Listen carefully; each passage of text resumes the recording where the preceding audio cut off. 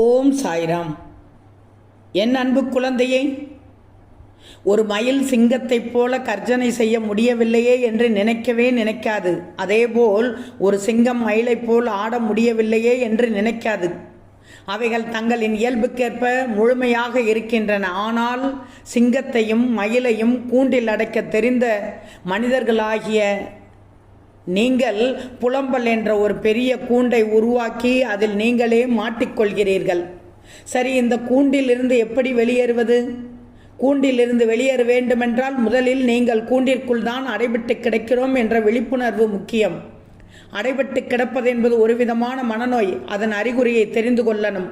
அடுத்தவரை பார்த்து இப்படி ஆகிவிட வேண்டும், அப்படி வாழ வேண்டும் என்ற நினைப்புத்தான் அது. அதனால் வெற்றி பெற்றவர்களை பார்த்து அதே போல் ஆக வேண்டும் என்று நினைப்பது ஒரு ஆரோக்கியமான சிந்தனை தானே. அது எப்படி மனநோயாக இருக்க முடியும் என்று கூட கேட்கலாம்.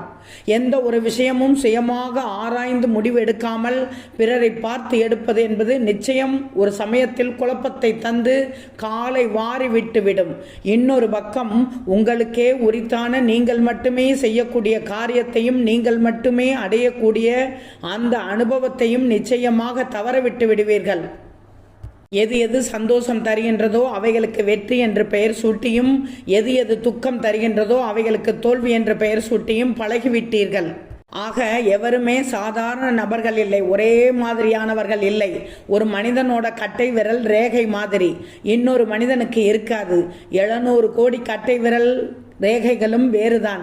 இயற்கையே இவ்வளவு சிம்பிளாக சொல்லிவிட்ட பிறகும் கூட நாம் தான் முதலிடம், நாம் தான் இரண்டாம் என்று அடித்து கொண்டிருக்கிறார்கள். சிந்தனையை ஒருமுகமாக்கி எடுத்துக்கொண்ட செயல்களில் முழுமையாக உங்களை ஒப்படைக்கும் போது நீங்கள் எந்த முயற்சிக்கும் எந்த ஒரு செயலுக்கும் எப்படியும் வெற்றி வந்தே தீரும். அதனால் முதலிடமே லட்சியம் என்ற சிந்தனையை தோளில் தூக்கி சுமந்து தெரியாமல் காரியமாற்றினால் அப்போது அதுவாகவே தேடி வரும். அந்தந்த நேரத்தில் அந்தந்த வெற்றி உங்களுக்கு சாதாரணமாகவே படும் என்பதுதான் ஆச்சரியம். பக்குவப்பட்ட வெற்றி எப்போதுமே அகைந்தை தராது என்பது இதில் உணர வேண்டிய உண்மை. தெரிந்து கொண்டாயா மகளே? புரிஞ்சுக்கோ. ஓம் சாய்ராம்.